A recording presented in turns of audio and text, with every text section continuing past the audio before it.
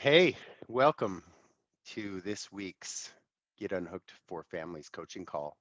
Um, I'm excited about where we're going today because we're going to get into the 12 steps, and my hope is that through this process of explaining the 12 steps, you will see them differently than maybe you have, and not just to better understand what your addicted loved one may be going through in the 12 steps and understanding the language that will help you communicate better to build rapport and trust. But also, um, I think you'll see the importance for each one of you to walk through the 12 steps yourselves. They're extremely powerful and they're designed for living on a daily basis. And so I'm going to definitely lean on Um, Jennifer Chase is my co-host in these coaching calls, and she's also the operations director at Brickhouse Recovery. And I think that between her experience um, living the 12 steps, as well as helping others through the 12 steps, will provide you guys some value that will hopefully inspire you to go down that path. Because if you want to apply the steps to surrender in your life and you want to really learn the best way to build this trust and rapport, we can learn about motivational interviewing and we can learn about the steps in surrender. But if they're not in the context of the 12 steps, it's really hard to make sense of all of it. Like the 12 steps really give you the framework upon like the blueprint upon which all of these um, assets and components come together and fit nicely. So as we go down the path of this, I'm really excited to just get your aha moments and hear about those. So what the 12 steps mean to me. The 12 steps for me are the practical application of the healing power of God.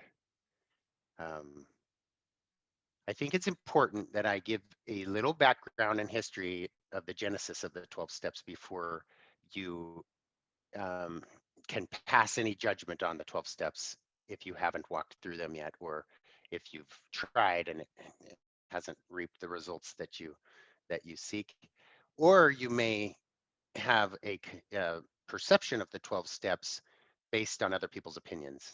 But let me just give you a quick brief history of where they came from. Um, there was a group in England, Jennifer.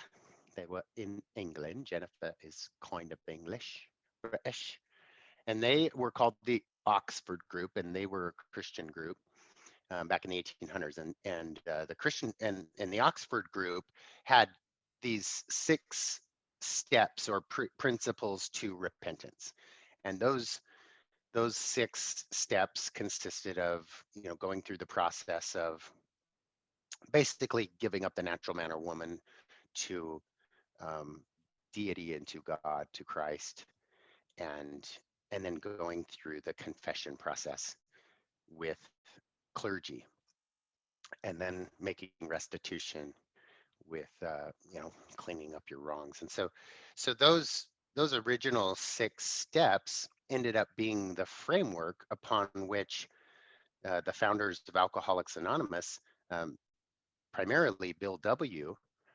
in 1934-ish, I could be off a year or two there, um, his good friend that he used to drink with who had alcoholism showed up at his house. His name was Ebby Thatcher, and Ebby was sober. He had a light about him, and Bill W. let him in, and they had a conversation while Bill W. was drinking, and Ebby was talking about this introduction to these principles through the Oxford Group that had helped him with his alcoholism, and he had been sober for a period of time. And uh, and Bill W. was dismissing, discounting, discrediting, disregarding everything because it was used in a religious context. and a religious context, meaning specifically using terms and names like Jesus Christ. And that threw up walls for Bill W. And the story that I've heard at the International Alcoholics Anonymous conventions that I've been to in San Antonio and Atlanta is that there was this point where Ebby Thatcher just was like, "Oh, fine, Bill, make God whoever you want. It doesn't matter. A God of your understanding. Like I'm not going to get caught up in this with you. Pushed back about religion, because this isn't about religion. It's about the principles that work. Like the principle works with healing our souls, and so that is where the God of our understanding and higher power kind of was born. And it's cool to see that how history, and if you ever want to read the rest of the history, if you read Bill's story in the big book of Alcoholics Anonymous, it kind of walks you through that story, and then um, how he met Dr. Bob Smith, and Dr. Bob and Bill W became the co-founders of Alcoholics Anonymous. And they just started going out, and they had sort of like a uh, ministry, if you will, going to detox centers and hospitals, to the clinically insane wet brains that were plagued with alcoholism, and people started to recover. And it was really cool. A lot of their stories are in the back of that book. It's a big book. That's why you call it the big book. But really, there's only 164 pages of the book outside of the preface and some of the front matter that is the program of Alcoholics Anonymous. And then the majority of the back of the book is all stories from these first 100. There's not 100 stories, but those original members of Alcoholics Anonymous share their stories of how God's power came into their life and helped them transcend alcoholism one day at a time. And that is the history, the genesis of where the 12 steps came from. And so when we talk about higher power, um, if there is any pushback about my belief in Jesus Christ, as you can see, I have a picture of him behind me. That is very much in line with the 12 steps, but at the same time I treat a lot of people that aren't there yet, and I can relate because I used to cringe, and I'm being really vulnerable right now. I used to cringe when I would hear his name in the rooms of Alcoholics Anonymous and in treatment in the beginning, because I had so many resentments. So for purposes of making it an open, welcoming, attractive process to all, um, whatever the God of your understanding is perfect, especially if you're willing to grow along spiritual lines and develop it and deepen a relationship with the God of your understanding. And for some of our clients, God is the acronym for the great outdoors. For some of them, it's good orderly direction. For some of them, it's the universe. For some of them, it's a variety of things. And what's cool is I don't have to correct that or impose my ideas on them, because it's not mine to impose. My belief has been organic over the course of my recovery, but what I could tell you is that in the beginning I had a real hard time with a religious perspective.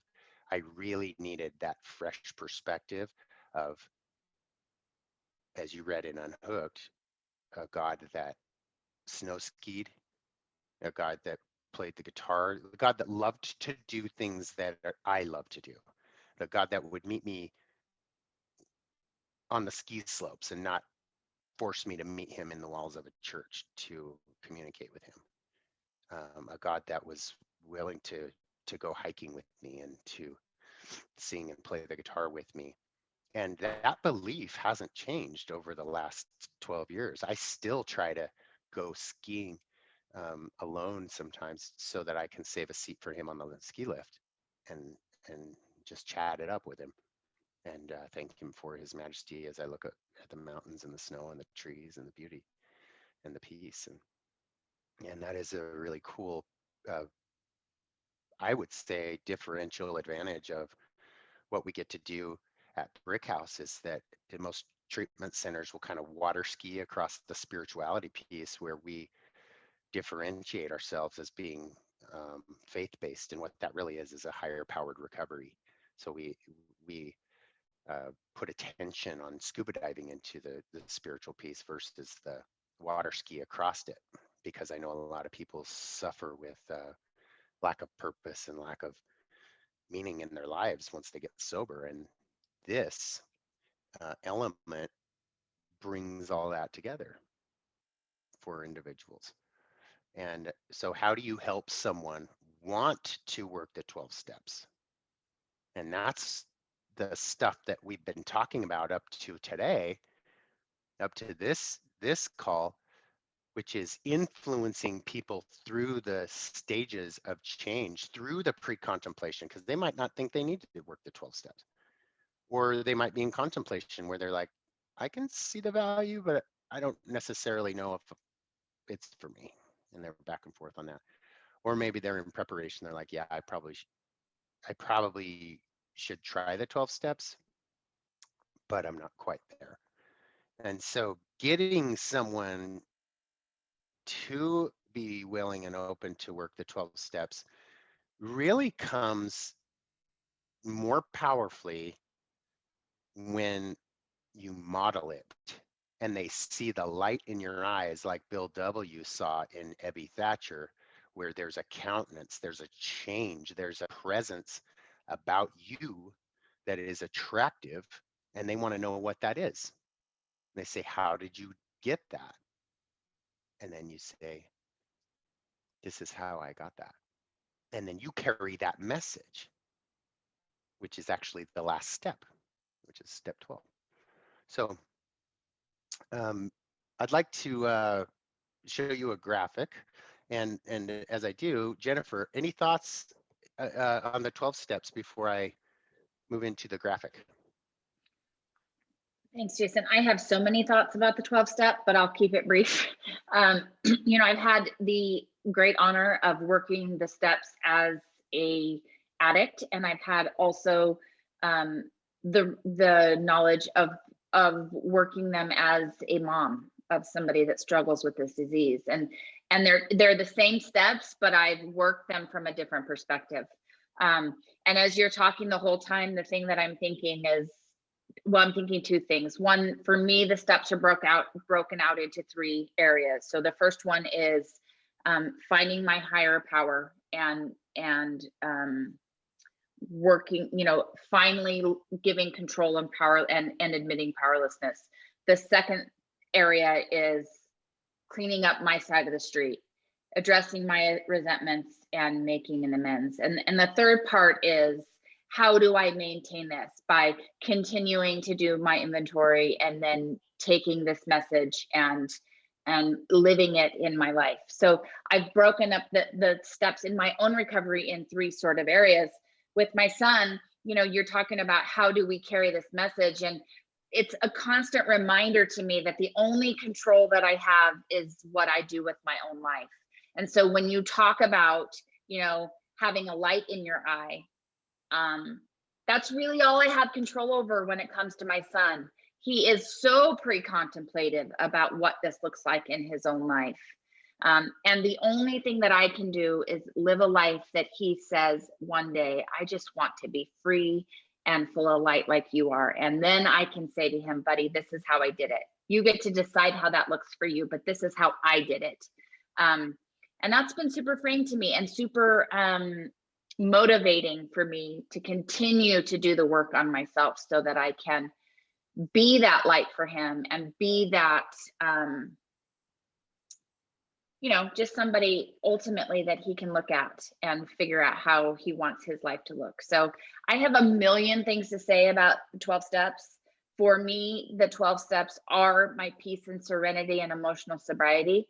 And I believe that people of all areas of life would benefit from working the 12 steps, far above being an addict in recovery. I think that even normal people could benefit from working the 12 steps. So, again, love them. It is my experience and story that they have saved my life. And I think that all of us have a loved one in that's in the midst of an addiction or recovering, and I think we too can benefit from them.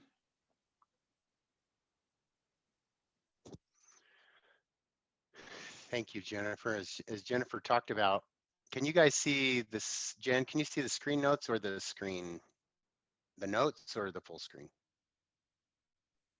I'm not sure what the notes look like. Like, can you mean notes on where it says harmony with God? Me, sorry, do you see like the time countdown and current Yes, slide yes, 13 and all that? yes. There you go. Okay. Okay. Um, so as Jennifer talked about, there are these categories of how the steps work. And just want to go through quickly what this process is. So when we walk you or someone, which actually, let me back up. Um, After Bill W. got sober, his wife, Lois, began to work with the wives and the spouses of the addicted loved ones back then. And so that is where Al-Anon started to incorporate these same principles of the steps in time, and they repurposed the steps um, for the family member, essentially. And so this applies to both. So those of you that are members and proud members of Al-Anon, I just honor you because I think that that's really where you get to soar to higher heights and really deepen your experience with the 12 steps. It's a venue to practice these things. This is going to be an introduction to them, and hopefully the result is that you will move closer into the preparation stage of change to go to Al-Anon and to try working or walking through the steps. And maybe someone in this call can help you, in this group can help you. Those of you that are here live can see who's here. Maybe there's some individuals in here that would be happy to help guide someone and assist them in, attending their first meeting and just being that support. So steps 1, 2, and 3. The first step is really the admitting that I can't do it alone. So as it comes down to your addicted loved ones, it's the admitting to our innermost selves that I'm powerless over my addicted loved one and my life has become unmanageable. And you may say, well, my life's not unmanageable. His life or her life is unmanageable. What I would like you to look at is when you think back to the graphic, and if you don't know the graphic that I'm talking about, I actually could show you that real quick. The graphic that I'm talking about is this one. Give me one sec. When you have an addicted loved one, oops. When you have an addicted loved one, I have to share my screen and then I'll load this up. When you have an addicted loved one, this is what happens to their life, but also to yours when you start to see how the addiction impacts all of these life domains. Trying to manage the addiction in your family or in your loved one's life is where the powerlessness is, and that's where the unmanageability is. So if I'm unmanaging the addiction and I can't control it, I can't cure it, um, I can't control it, I can't cure it, and I didn't cause it, but I can contribute to it, or I can contribute to recovery, then the question is, well, if I'm not a good manager of this addiction, I need to find a good manager. If I lack power, then, and if that's my dilemma, then I need to find a power that can. And so when we go back to the the steps here, or the steps, step 2 is coming to believe that a power greater than ourselves actually can restore our sanity, can restore our loved ones from their addiction. And step 3 is turning it over, making that decision to then say, okay, like I'm gonna let go of the reins of trying to control the outcome of my addicted loved one's life, and I'm gonna just trust in God. And as we do that, we can see that the how to do that are the 7 steps to surrender. And if you are new to this call, if this is your very first call, or if this is your very first time you're viewing the video, go back and watch the steps to surrender videos on our YouTube channel, Brickhouse Recovery TV, because the 7 steps to surrender are the how to work these steps 1, 2, and 3. And as you remember, in the steps to surrender, we talked about, um, let me stop my screen so you can see me. As we talk about the steps to surrender, we talk about where we have control, knowing where we have control and where we don't, making friends with the worst case scenario, and then grieving the loss, or letting go of attachments to needing a certain outcome, and then grieving the loss of that outcome. And then we go into the process of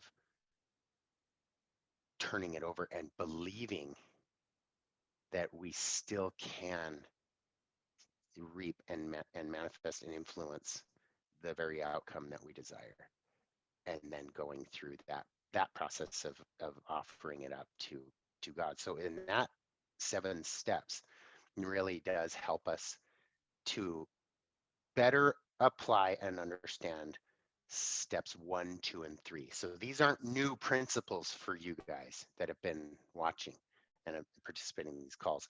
Steps 1, 2, and 3 are exactly what we just went through in the 7 steps to surrender videos. Okay, so after we turn our will and our lives over to the care of God, then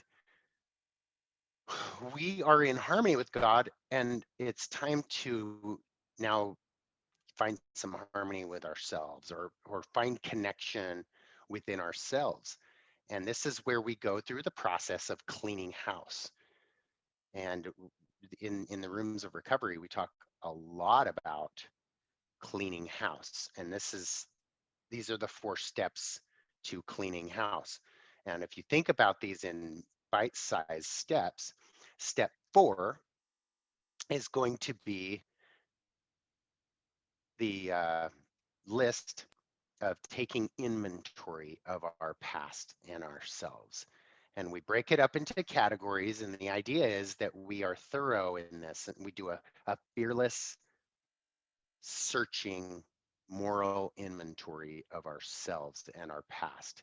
The purpose of this is to go into the cave of our past and take a big bright light and shine it into the caverns where there's mold growing, where there are cobwebs, where there's secrets, stuff from way back as early as we can remember that have shaped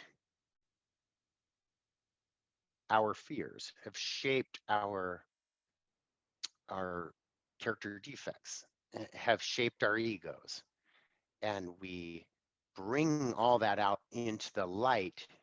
And I've heard it said that the disease dies in the daylight, and we are as sick as our secrets. So as we help your addicted loved ones go through this process, remember, it's not so much about let's go back to the very first time that you used alcohol and drugs and let's just clean that up. It's way before you started using drugs and alcohol to escape. What is it that brings all that pain that needs to be cleaned up? Now, as it relates to you guys and me, it becomes more about how do we bring that light and countenance out in our lives and in our eyes so that it's attractive to our loved ones, because it's without that light, it's really hard for them to trust us. Because if they can sense that we're trying to manipulate and it's more about us and it's more about ego, they'll pick up on that. But when it comes down to cleaning our own stuff, we become more of a vessel where we can be used to say the things that we feel inspired to say instead of saying things because we want a certain outcome. That's just one example. And then once we have that list from going down into that cave and bringing all that stuff out and putting it on paper, we we want to focus on three categories. And those three categories are: number one, our fears. What are all our fears? Number two, what are all of our resentments and who are we resentful towards and why? And number three is our sexual conduct, because a lot of that has blocked us off from the sunlight of the spirit. Um, and it could have been uh, early on because we were a victim to abuse, and then it perpetuated behaviors trying to cope with that trauma. We see that often. We see promiscuity. We see a lot of risky sexual behaviors, a lot of damaging of relationships through that. And so, what we have found, and apparently what the founders of the 12 steps found, was that unless we address that segment of our lives, it's really hard to feel emotionally sober. It's like you can't, this is my opinion, you can't porn out all night and objectify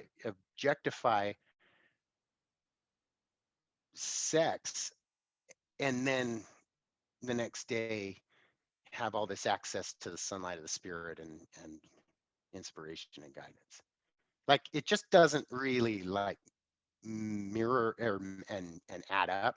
And so for me to recover from alcohol and drugs, I also want to make sure all of my other areas are are moving towards progress too, and making uh, becoming the best version of myself that doesn't objectify anyone, whether it be for financial reasons or for sexual reasons or for gain or anything. It has to do with really like always looking at my side of the street, which is this inventory process.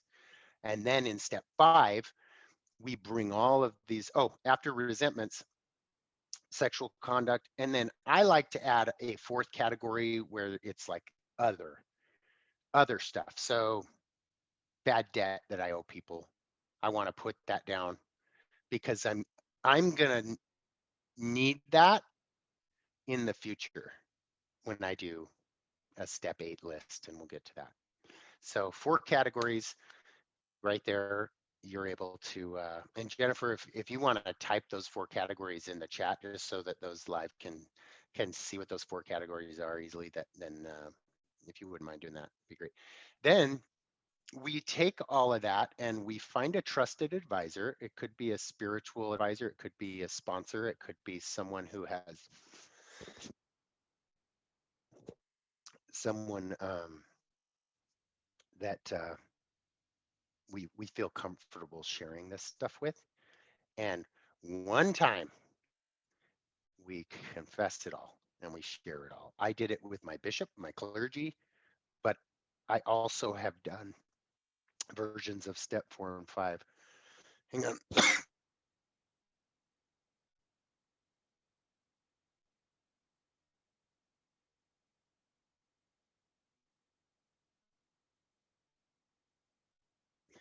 I just had to show Jennifer my cup because she's a BSU fan. But sorry, you guys.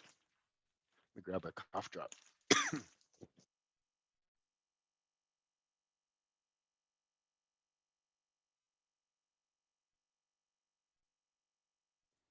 Thank you. So as we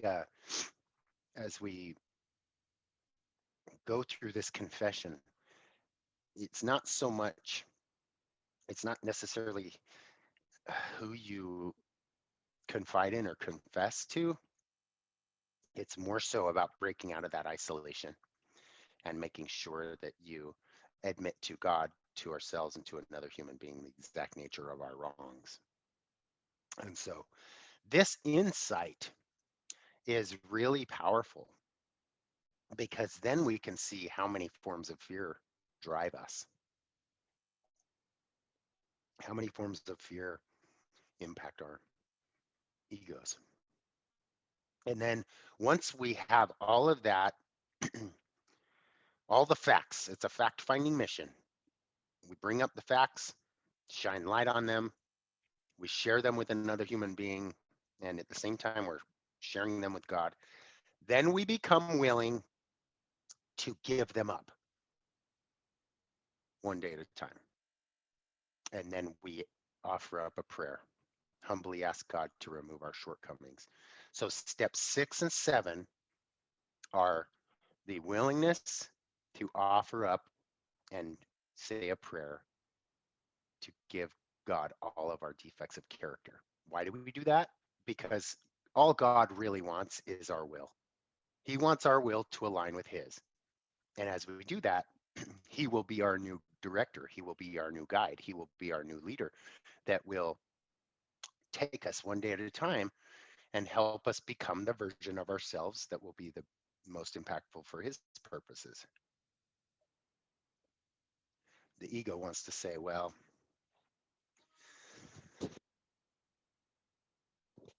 the ego wants to say, well, I am not living for His purposes. I want to live for my purposes. Well, that's the struggle there. That's the struggle, and usually only pain will break us out of that. Where it's like, okay, I don't want to do it my way anymore. I want God to help and guide me with this. So, and then we go through those 4 steps, steps 4 through 7, which are the clean house. We make our inventory, we confess our inventory. In 5, we become willing to offer up, all of those defects of character in step 6. And then in step 7, we actually offer up the prayer and we say, God, please remove all these defects of character so that victory over them will allow me to be useful to others, to go out and do your bidding, to go out and bless the lives of others, to go out and influence my addicted loved one your way instead of my way. And then we move on to building harmony with others. And this is the amends process.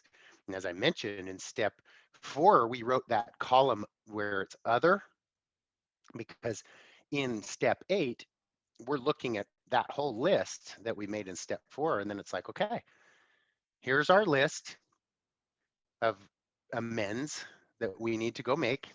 And step 9 is then we go out and make those amends. The actual verbiage of step 9 is made direct amends to persons that we had harmed, except when to do so would injure them or others. So the amends is a art. It's a practice. It is sincere. There's a way to do it. It's not just go and apologize. I always tell my clients, say, look, you guys used up all of your apologies. Nobody cares about the word sorry. What they care about is action. and they want to know that you're sincere. And so before you go out and start making your amends, let's get you through this process of becoming through steps 1 through 7. And then let's strategically walk through your amends, and let's do the easy ones first. Then let's do the second category, which are the ones you're not ready to make amends to. And then I'll coach you on those. And then the third category are the ones that you're not willing to make amends to. Because some people you may not be willing to make amends to. And that once you go through those first two categories, there's a strategy to become willing to make amends to those in the third category. And a good sponsor will guide you through that process. And maybe what we'll do is have a week where we just talk about amends and how to make amends. And what do we do when we're not sure if we should make amends to that person because of the implications if we do, and how the heck would we even start the amends conversation. I've been through every single type of amends that my life has required me to. Um, and some of them have been extremely awkward and difficult, and some of them have been really easy. And some of the reactions have been very um, well received. Some of them have not. And so how to kind of prepare for that is a good way to do that. And so once we clean up our lives with others, you see this circle. We tie it all up with step 10. So step 10 is continued to take personal inventory, and when we were wrong, promptly admitted it. So what step 10 really is it packages these principles, steps 1 through 9, and puts it into a daily practice so that each day we are taking inventory of ourselves. The way I like to take inventory on a daily basis to keep my side of the street clean each day is to write it out in a journal. And I write letters to my God. Um, this is a copy. This is a, hopefully you can't see what I wrote. It's none of your business. No, hopefully you can't read it. It's chicken scratches. They don't really teach cursive these days, but hopefully that's pixelated enough. But I always start my step 10 inventory with Dear Father, because I feel like I'm writing to my dad, like my Heavenly Father. And then I just start. And there's only like a general framework I try to stick to, and that's to share my feelings with God and to identify areas in that day that have blocked me off from his will. So like, what are the weeds in my garden that are choking out the flowers? What are the things about me that are liabilities that I would like to ask for his help on? And so sometimes it's pride, sometimes it's impatience with my kids and wife, sometimes it's selfishness, a lot of times it's selfishness, sometimes it's negative thinking, sometimes it's um, shame, a lot of times it's shame, sometimes it's immoral thoughts, sometimes it's greed, sometimes it's judgment, sometimes it's um, all the human conditions that come up are my character defects, and some show up more than others. And so the practice is every day I do this searching and fearless moral inventory of myself, and then I offer those character defects up to God, and I ask Him to remove them in these inventory letters, and and then I turn my will and my life over to Him, and and I ask for help in other things. Like it's just it, it, I heard that this said that, and it's in the book, that prayer is nothing more than being on terms of friendship with God. And I just love that. And so my letters to God are very much intended to build that relationship with Him. Um, so why are these 10 steps important? What's the pay? What's the pay of me going through this process? There's got to be a pay if I'm going to do it. If I'm interested in doing this, there's got to be an outcome. This whole process, you guys, is what gives us access to conscious contact with our higher power. Step 11 states, sought through prayer and meditation to improve our conscious contact with God as we understand Him, praying only for knowledge of His will for us and the power to carry it out. So, conscious contact, and if I'm lucky, subconscious contact with my Heavenly Father, with His Spirit, so that when I'm trying to make a decision in my life, I want to know what His will is for my life rather than trying to make decisions in a vacuum. So I'll give you one example. When I was I was a year sober, I was going back to school.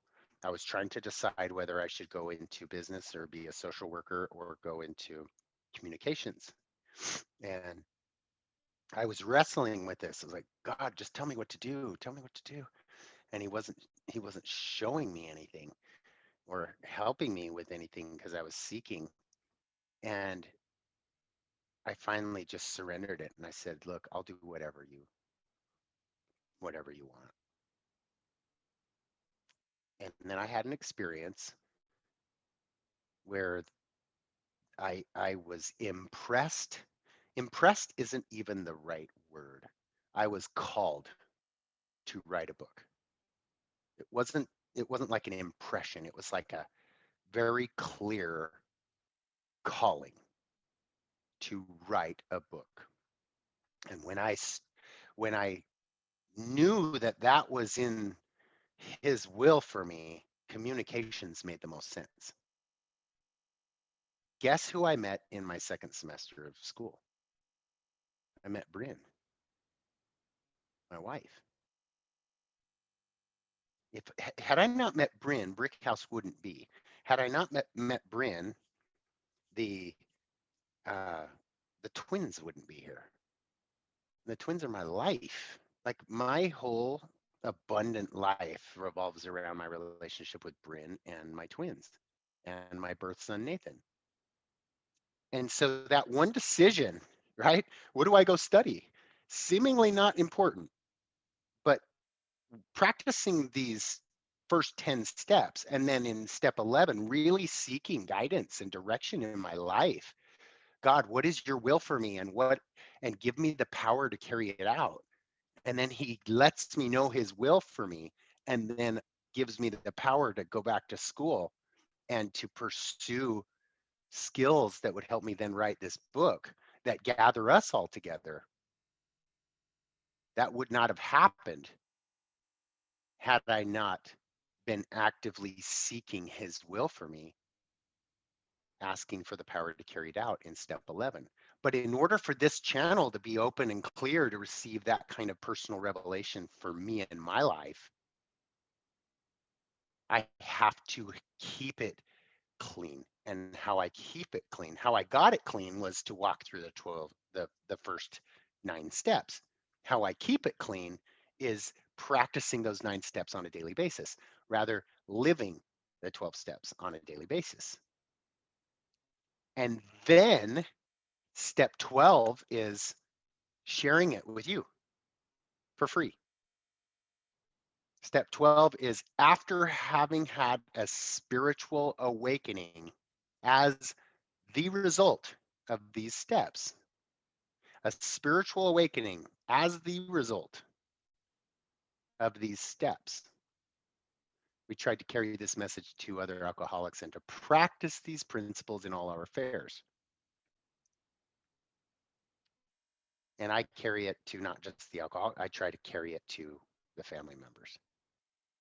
I try to carry it to non-family members or alcoholics. I try to carry this message to everyone. As like Jennifer said, this applies to everybody. These are ancient principles that we just get the privilege of learning in this life through our trials of alcoholism and addiction.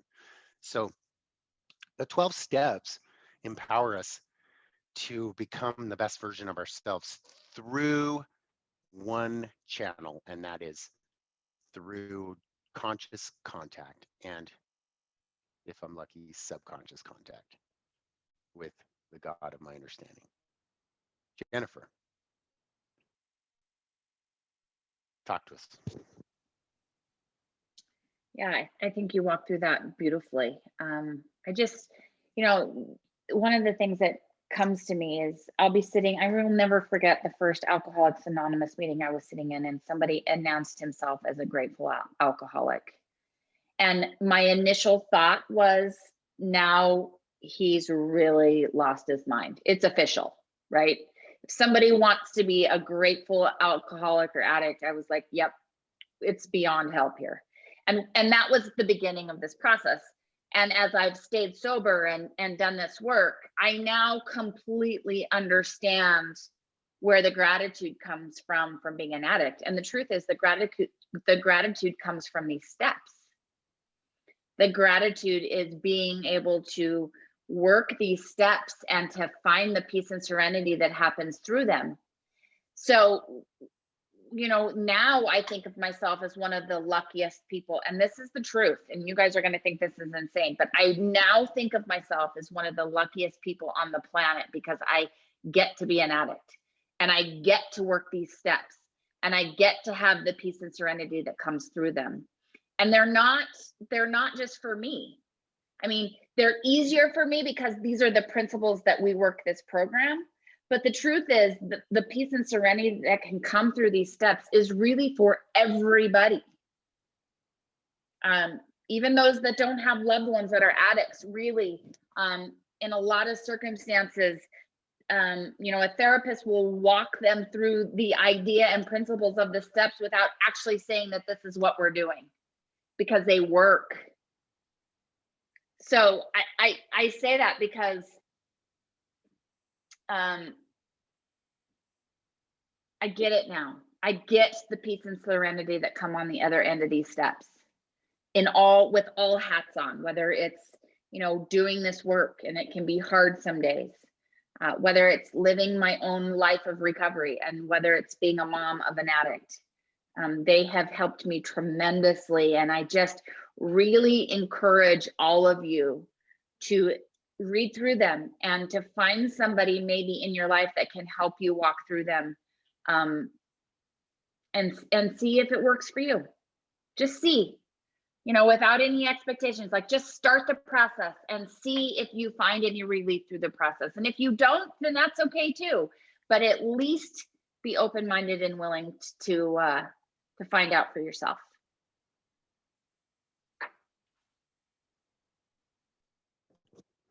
I love that.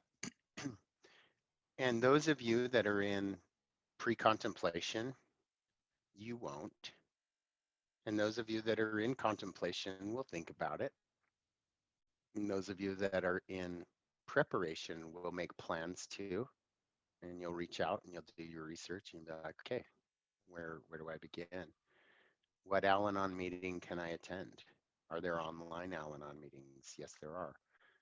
Are there places that I can, maybe I just get Ann and Thor's number because they're active in Al-Anon, and maybe I can just bounce some ideas off them and they can lead me. Maybe, that those of you in preparation are going to reach out and start preparing yourselves to go through this process. And wherever you're at in those 3 stages, I just want you to know that I validated it and it's perfect right where you're at. And as Jennifer said, I do encourage each of you to strongly consider experimenting with this process because of what I know happens to souls when we go through this process, particularly mine, but also in the countless lives I've seen changed through this process. So I just want to thank you guys for um, walking through this intro about the 12 steps with me and Jennifer. Jennifer, as always, thank you so much for your um, inspired insight and your experience and how you share that with so much passion. There's no doubt in any of our minds how passionate you are about this work. And I know it's because you have um, gone through the fires of adversity, and your passion has been forged through those fires, and so have your gifts. And I just think it's so rad to be a part of and be a witness to this journey. And I remember when Jennifer was in the preparation stage of change, and to see Jennifer move into action and into maintenance and transcendence is incredible.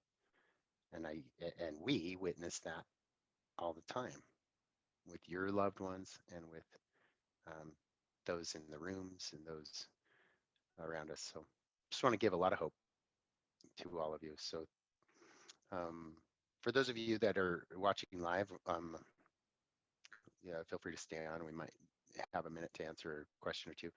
But those of you watching the recording, thank you for joining us, and looking forward to having you join us next week. See ya.